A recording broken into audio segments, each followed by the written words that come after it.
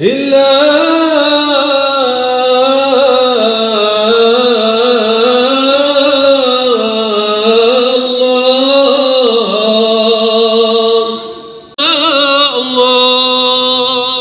إله إلا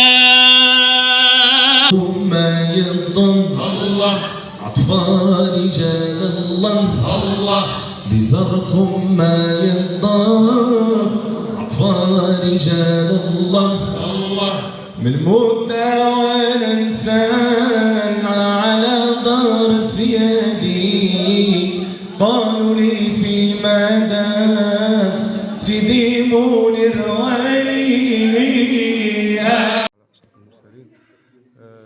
اليوم في مدينة بني ملات نظمت أمسية روحية للسماع والمديح اللي جاوها حضور من تقريبا المدينة كاملة.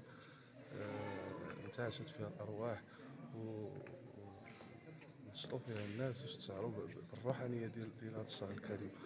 وجات هذه الأمسية في واحد السياق روحي بمناسبة مرور 15 قرن على ميلاد الرسول صلى الله عليه وسلم كما جاء في الرسالة المولوية الكريمة.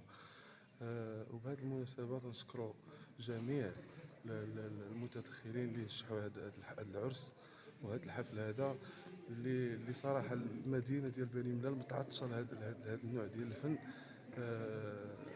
في واحد الإطار اللي هو شرعي، لأن الطريقة القادرية البوتشيشية مبنية على الكتاب والسنة، ماشي كما يدعون الناس يعني اللي يقول لك أنها طرق بدعية، طرق اللي يعني طريقة بدعية، طريقة فيها بالعكس طريقة مبنية على الكتاب والسنة. الهدف ديالها هو تربية الفرد وإصلاح الفرد بعيدا عن التطرف، بعيد على الغلو، بعيد على التشدد.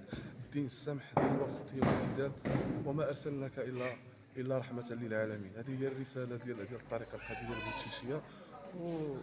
والسلام عليكم.